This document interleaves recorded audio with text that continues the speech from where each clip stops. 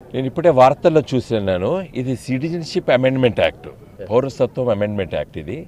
ఇది అమెండ్మెంట్ జరిగింది అప్పుడు నేను పార్లమెంట్ సభ్యుడిగా ఉన్న సందర్భంలోనే. తర్వాత దాని రూల్స్ రెగ్యులేషన్స్ ఈ 5 సంవత్సరాల నుంచి నోటిఫై చేయలేదు. ఈరోజు నోటిఫై చేశారు. నేను పార్లమెంట్ సభ్యుడిగా ఉన్నప్పుడు దీనిపైన ఒక కమిటీ చేశారు, పార్లమెంటరీ కమిటీ చేశారు. నేను దాంట్లో సభ్యుడిగా ఉంటేనే జైసల్మర్, తర్వాత పాకిస్తాన్ ఇండియా బార్డర్స్ అవన్నీ కూడా తిరిగి రావడం జరిగింది. అస్సాంలో కూడా బంగ్లాదేశ్ బార్డర్ దగ్గరికి వెళ్దాం అనుకున్నాము, కానీ అప్పుడు అక్కడ లా అండ్ ఆర్డర్ సిచ్యువేషన్ బాగా లేకపోతే వాళ్ళనే ఢిల్లీ పిలిపించి మాట్లాడడం జరిగింది. ఒకటి గౌహతిలో ఒక సమావేశం జరిగింది, రాజస్థాన్లో 2 తిరగడం జరిగింది.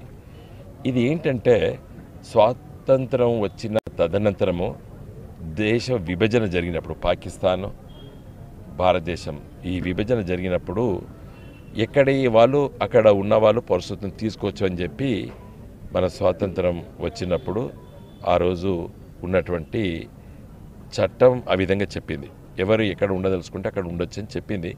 కానీ దురదృష్టవశాత్తు అప్పుడు మత కలహాల వల్ల కొంతమంది ముస్లింలు భారతదేశం నుండి పాకిస్తాన్కి వెళ్ళడం, ఎక్కువ శాతము హిందువులు పాకిస్తాను బంగ్లాదేశ్ నుండి మన దేశానికి రావడం జరిగింది. మనం అప్పుడప్పుడు ఫోటోలు చూస్తాం, రైళ్ళు అవన్నీ కిక్కిరిసి కూడా మన భారతదేశానికి వచ్చినాయి. పాకిస్తాన్ నుండి లాహోర్ నుండి వచ్చిండ్రు. చాలామంది పాపం తిండి లేక కూడా చచ్చిపోయినారు. ఆ రోజు జరిగినటువంటి దురదృష్ట సంఘటనలు అవన్నీ.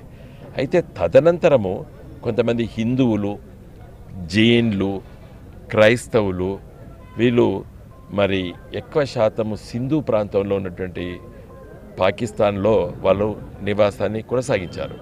కానీ అక్కడ మరి వాళ్ళు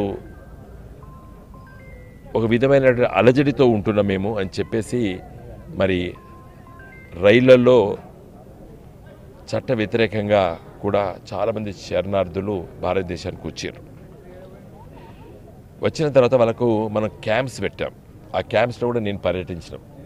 వాళ్ళు వచ్చి ఇక్కడ ఉన్నప్పుడు వాళ్ళకి పౌరసత్వం లేదు, కానీ ration cards, white ration cards, hospitals ఇవన్నీ కూడా వాళ్ళకి పెద్ద తేడా ఏం లేదు. కానీ పాస్పోర్టు ఇవన్నీ రావడంలో కూడా ఇబ్బంది జరుగుతుంది, ఎందుకంటే పౌరసత్వం లేదు. కాబట్టి అలాంటి వాళ్ళకి పౌరసత్వం ఇవ్వాలని చెప్పి ఇవాళ మనము ప్రభుత్వము సిటిజన్షిప్ చట్టానికి సవరణ చేసింది. మరి అది ఈరోజు రూల్స్ రెగ్యులేషన్స్ అమలు చేశారు.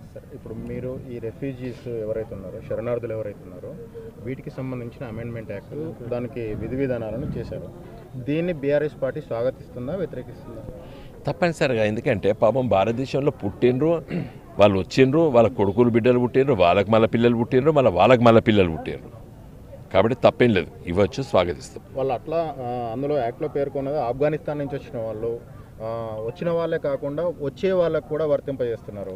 ఇప్పుడు వచ్చే వాళ్ళకి కాదు, ఇప్పుడు అంటే దాన్ని ఏమంటారంటే మత విద్వేషాలతోని నువ్వు హిందువు కాబట్టి మేము కించపరుస్తాము, నిన్ను ఇబ్బంది పెడతాము నీకనే అనే దగ్గర ఏమైనా కేసెస్ స్టడీ చేస్తారు.